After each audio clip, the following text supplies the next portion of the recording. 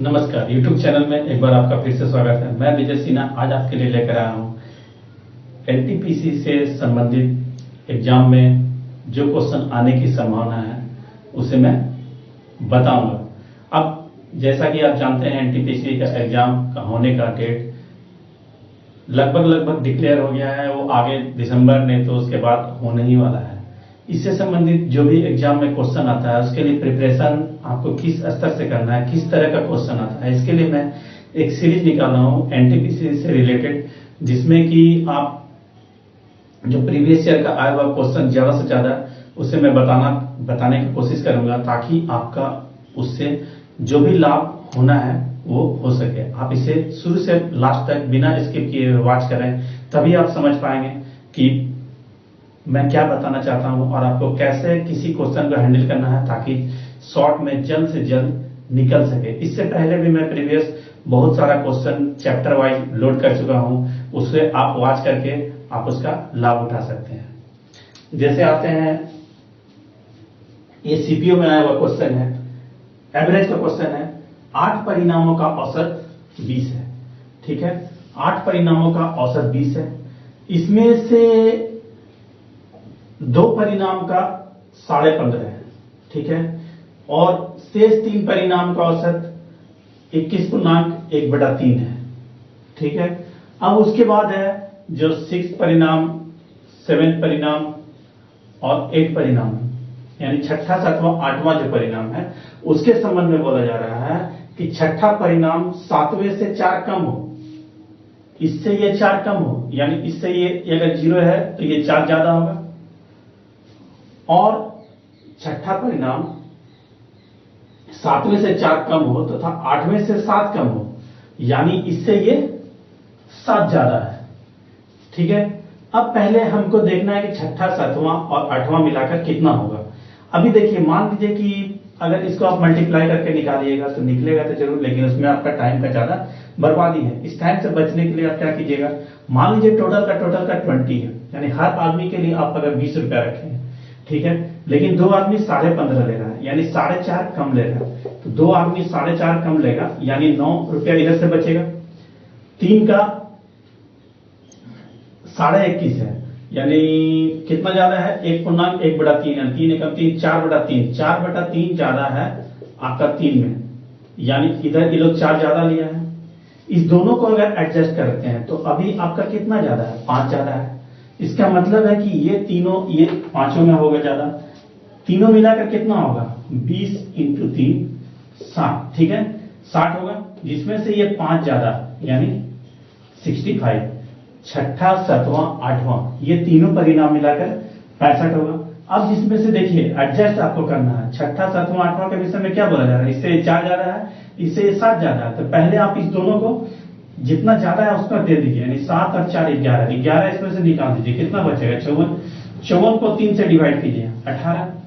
अब इसको भी 18 दीजिए, इसको भी 18 दीजिए, इसको भी 18 दीजिए, इसको कितना होगा, 18 7 25 हो गया, यहां पर हो गया 22 और इसका हो गया 18, यानी जिसका भी पूछे उसे आप इसे आसानी से निकाल सकते हैं। अगर इस तरह से आप फॉलो करते हैं तो ये कैलकुलेशन जितना बताए ये तो आप मन में ही कर लीजिएगा और 65 तक पहुंच जाएगा। सिर्फ आपको क्या है, एडजस्ट करना, मल्टीप्लाई कीजिएगा, तो मल्टीप्लाई करने में आपको पहले 2 से भी मल्टीप्लाई करना पड़ेगा, 3 से भी मल्टीप्लाई करना पड़ेगा, उसके बाद उसको जोड़िए, फिर यहाँ पर 8 को 20 से 160 में से उसको घटाइएगा तो आपको 65 बचेगा, लेकिन उसमें आपका टाइम का किलिंग ज्यादा है। आप ऐसे सोचकर अपन से बना सकते हैं। अगला क्वेश्चन की ओर आते हैं।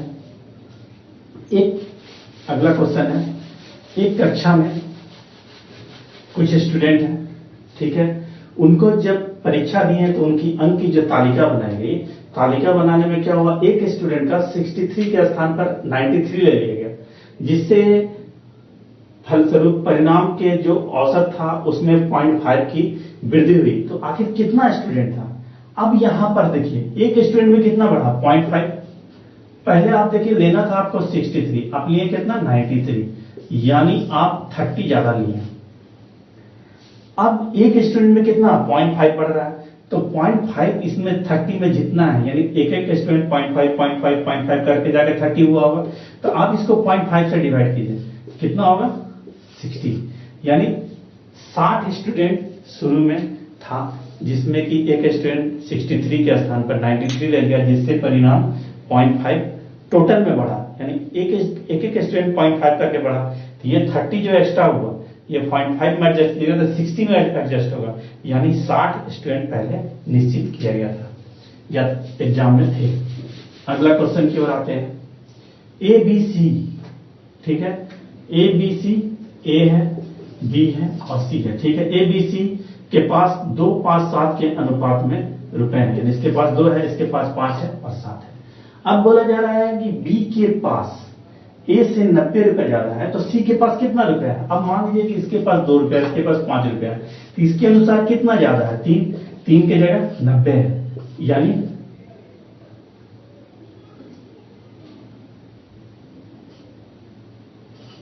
10 गुना है, ठीक है। बी के पास 1 से 90 रुपए ज्यादा है, ठीक है। तो अब आपके पास 7 की जगह कितना होगा, देखिए यहां 30 नहीं 90 है, यानी 30 गुना ज्यादा है। तो 7 की जगह कितना होगा, 7 को आप 30 से गुना कीजिए, कितना हो गया 210। इस तरह से आप हर क्वेश्चन को क्या बोल रहा है अगर वो आप पकड़ ले रहे हैं तो कैलकुलेशन आपका आसान होगा और 50% कैलकुलेशन आप माइंड में कर लीजिएगा।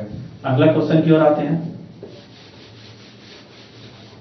अगला क्वेश्चन है 4 वर्ष के लिए 7.25 प्रति वर्ष की दर से साधारण ब्याज पर कुछ रुपया लगाया गया। अगर उसे 6 वर्ष के लिए लगाया जाता तो 435 रुपया अधिक मिलता, तो आखिर वो धन कितना है। देखिए 7.25 का रेट से आप 4 साल के लिए लगा रहे हैं, रेट यही रहेगा। अगर आप 6 साल के लिए लगाइए तो 2 साल आपका एक्स्ट्रा मिलेगा। 2 साल एक्स्ट्रा अगर दे रहे हैं 7.25 का रेट से, तो आप इसको मल्टीप्लाई कीजिए, कितना हो गया 14.5, यानी 14.5% आपको एक्स्ट्रा मिलेगा। इसी के जगह कितना है 435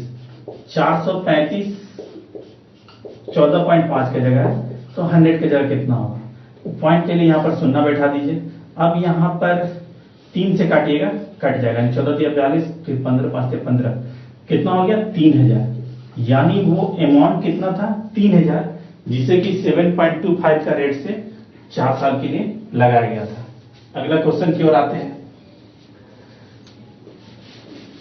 अमित और भद्री, ठीक है, 2 व्यक्ति है, 56 रुपया का कॉन्ट्रैक्ट लेते हैं कोई काम करने का, जिसमें से अमित और भद्री, अमित 7 दिन में और 8 दिन में भद्री कर सकता है। अरुण की सहायता से काम को 3 डे में पूरा कर लिया, तो अरुण को आखिर कितना पैसा दीजिएगा। पहले देखिए, जो व्यक्ति 7 दिन में कर सकता है, दूसरा व्यक्ति 8 दिन में कर सकता है, एक तीसरा व्यक्ति आया तो काम कितना दिन में हुआ 3 दिन में, यानी हर आदमी का काम में इन्वॉल्वमेंट कितना है 3 दिन का, यानी ए कितना करेगा 3/7 और बी करेगा कितना 3/8, ठीक है। 8 × 24, 7 × 21, यानी 45/56।